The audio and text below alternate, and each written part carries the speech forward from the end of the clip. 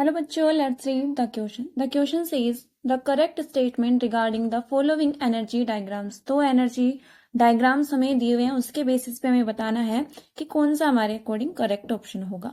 Option A बोलता है reaction M is faster and less exothermic than reaction N. Option B reaction M is slower and less exothermic than reaction N. Option C, reaction M is faster and more exothermic than reaction N. And option D, reaction M is slower and more exothermic than reaction N. Simply यहाँ पे एक term use ली गई है that is exothermic. सबसे पहले हम इस point को समझ लेते हैं एक्सोथर्मिक होती क्या है. तो देख लेते हैं हम क्या की कॉन्सेप्ट में हम देख लेते हैं कि एक्सोथर्मिक रिएक्शन क्या होती है. तो देखो एक्सोथर्मिक रिएक्शन एक ऐसी रिएक्शन जिसमें रिएक्टेंट से जब प्रोडक्ट में कन्वर्जन होता है तो एनर्जी क्या होती है, रिलीज होती है. सिंपली हम क्या बोल सकते हैं, एनर्जी इज रिलीज्ड. अगर मैं इसके ग्राफ की बात करूं तो देखो कुछ इस तरीके से होगा. ये हमारी वाई एक्सिस और ये हमारी एक्स एक्सिस. यहां पे अगर हम एनर्जी को प्लॉट करते हैं, ठीक है, और यहां पे क्या है, रिएक्शन प्रोग्रेस,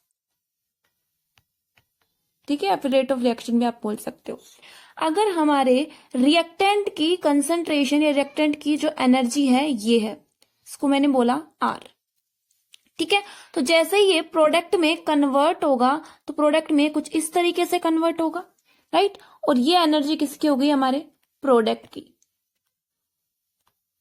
तो इस रिएक्शन में आप देखोगे ये जो एनर्जी गैप है ये तो क्या हो गया, एक्टिवेशन एनर्जी. क्या हो गई, ये एक्टिवेशन एनर्जी हो गई, ठीक है, कि इतने अमाउंट ऑफ एनर्जी हमें रिक्वायर थी रिएक्टेंट से प्रोडक्ट में कन्वर्जन के लिए.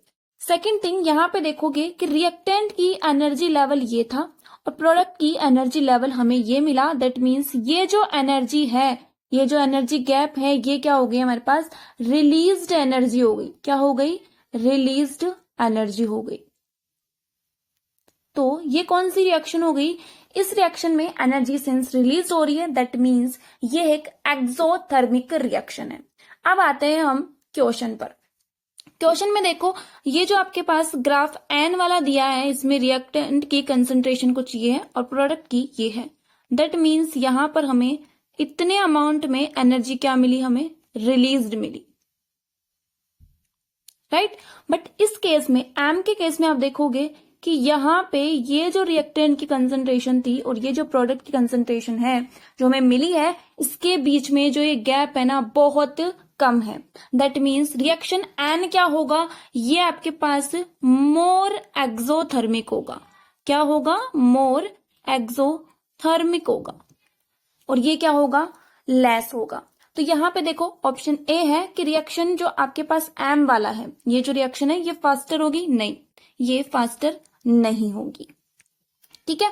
सेकेंड थिंग कि यहाँ पे एम स्लोअर होगी, लेस एक्सोथर्मिक होगी, नहीं, ये लेस एक्सोथर्मिक होगी बट साथ में यहाँ पे एन क्या होगा, मोर एक्सोथर्मिक होगा.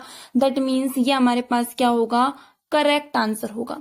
ऑप्शन सी में देख लेते हैं, रिएक्शन एम क्या होगी, फास्ट होगी और मोर एक्सोथर्मिक होगी, नहीं, मोर एक्सोथर्मिक तो हमारी रिएक्शन एन ही होगी. और ऑप्शन डी में भी क्या है, मोर एक्सोथर्मिक है. तो ये दोनों ऑप्शन भी क्या होंगे, इनकरेक्ट होंगे. The solution is option B is correct. Hope you understood it well. Best of luck.